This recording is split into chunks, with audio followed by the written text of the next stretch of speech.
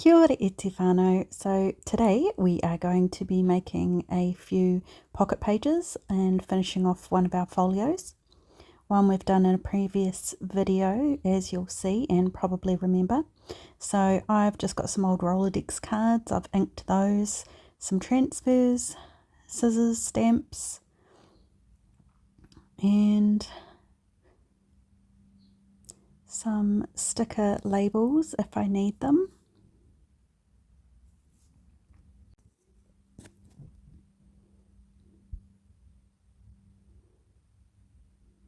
I'm just going to start by putting some stamps onto the Rolodex cards. Just got some label looking ones, some text, some numbers, serial numbers. Really self-explanatory, so I'll leave you in silence here.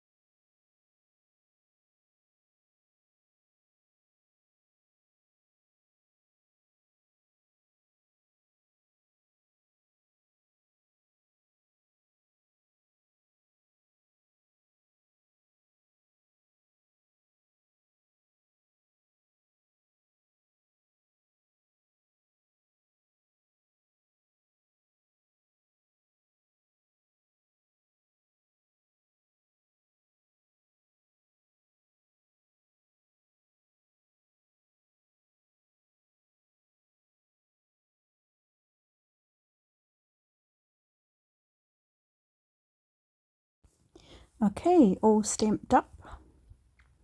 Just going to see if there's a couple of stickers that I just want to pop on one of them. It's only going to be the one that you can see that's inked all the way around the edges that you're going to see fully, because that's going to be the front one. So there's only any point in putting anything that's going to be visible on the top half. So I'm just going to chop a couple of transfers and put them on as well.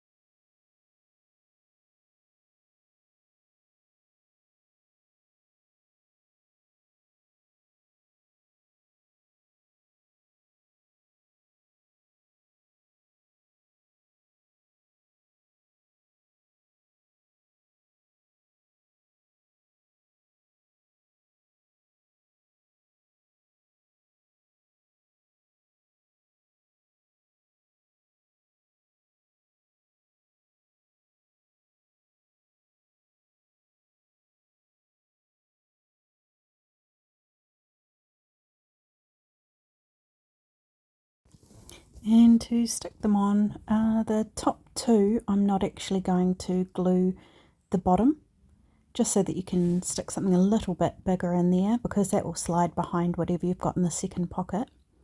And then the bottom one I am going to glue on the sides and the bottom, and that would just be suitable for little bits and pieces that you want to put in there, like cigarette cards, little playing cards, things like that.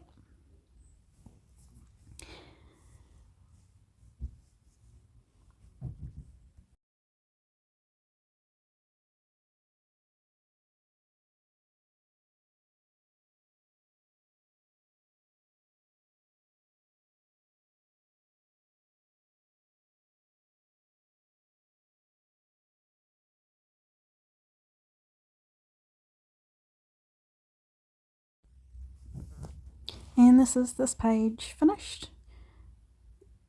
I'm going to leave the rest of it just with the background of the encyclopedia index page, and then I'm just going to put a couple of bits and pieces in the pockets, and that will fill up any of the blank spaces. I just got these off Temu. They're just labels that have been coffee dyed. This may or may not fit in the pocket. You could put a postcard in this one, that would fit. Just a few little bits and pieces.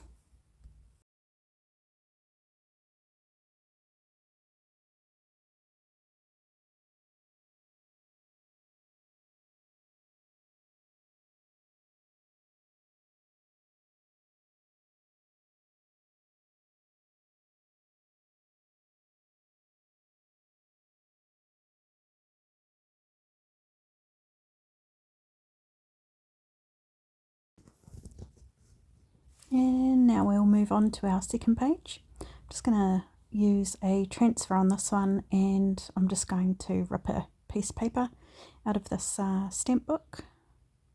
It's for identifying stamps. Rochelle gave me this. It's pretty cool. I'm just going to rip a random piece, and it's already got yellowed edges, but just where I've ripped that edge, I'm just going to quickly ink that so that it fits in with the rest of it. Just put this on 2 times for you because this one isn't rocket science.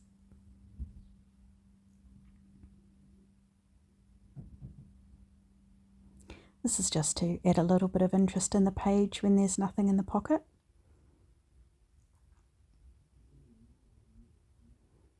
Then I'm just going to put this transfer over the top.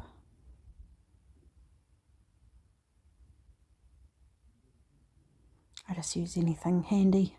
I don't use the proper scratching tool, whatever it is that comes with it. I can never find those. Now this piece of paper here Margaret gave me, she said it's either sheepskin or goatskin. It is actually from the 17th century. So I'm just going to cut a little bit of that and turn that into a pocket. That's quite special, and I don't want to waste much of it for anything else.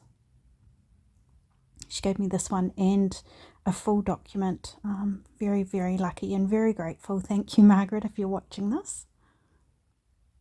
And just because I've freshly cut these edges, I will ink it slightly. Hope you're enjoying this series that I'm doing. Let me know in the comments how many of you are actually following along and doing it page by page. I'd love to know. Or likewise, if you're just doing a couple of the pages, just adding them to a journal of your own, just so that I know I'm not talking to myself. So I'm just going to leave that page like that. As soon as I've got something in the pocket, it's going to be interesting. And now we're on to our last page. And this is what I guess I call my wonky pockets. So you want a variety of colours of pages, and you'll see why when you stack them up. It just creates a more interesting look. And all you want to do is figure out approximately where you want the angle of your first pocket, fold it towards you so that you can see it, and then fold it back the other way so that the writing is up the right way. Then you're just going to trim off the extra bits. This not only gives the opening of the pocket a folded edge, which is a little bit more durable I find, but it also strengthens the pocket, especially if you've got quite a thin paper that you're using. And if you cut it first, then you know exactly where you've got to glue, even though it's a weird shape, as long as you glue one side. Could use a glue stick for this, but mine's gone really chunky and I don't know what's wrong with it. Maybe it expired. It no longer goes on smoothly. So you don't want to put a white next to a white, so the next pocket I want to make in a creamy brown tone, and I might go in the opposite direction. So once again, and I just leave the first pocket on there so that I know the approximate size that I want. And I'm just going to do this a few more times, but I did decide that the third pocket that we do, I wanted a little bit shorter, partly because I trimmed it a little bit too short, but that's the beauty of this. This is junk journals, we can do whatever we want. So I will just fast forward here, it's pretty self-explanatory. Then I am going to grab some trims and I will glue those when I'm off camera as well, so that you don't have to see me gluing on trims. I'm sure you know how to do that.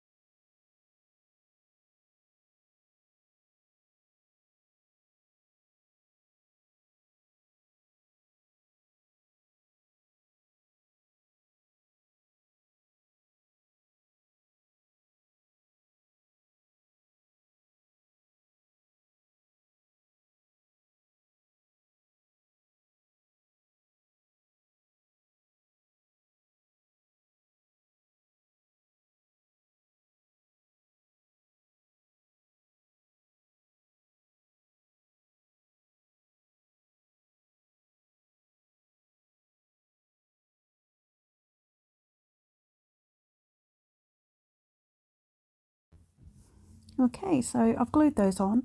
I didn't want to hide with the trim that title of the top pocket. I thought that was quite cool. So I've just run to my sewing machine and done a zigzag stitch around that. Unfortunately, if I do any sewing in this journal, I don't know if I'll be able to show you because I can't rig my camera up where my sewing machine is in the garage. So I probably don't want this pocket too deep, which is why I've cut it off slightly, because otherwise you can completely lose the postcard or whatever you're putting in it down the bottom of the pocket, which makes it a bit difficult.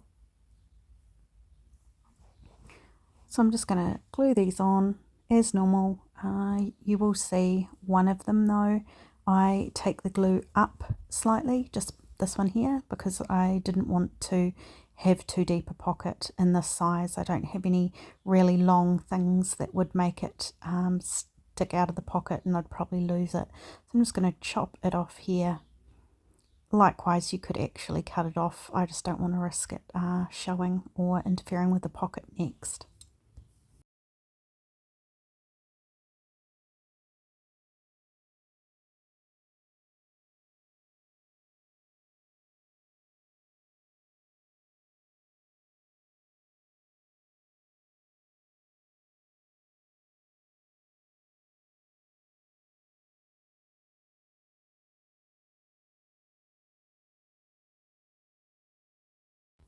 And there we go. That's your 3 pages of pockets. I hope you enjoyed this. This one's got 4 pockets, and I hope you made alongside me. So until next time, when we make something different for our journal, I'll see you then. Bye.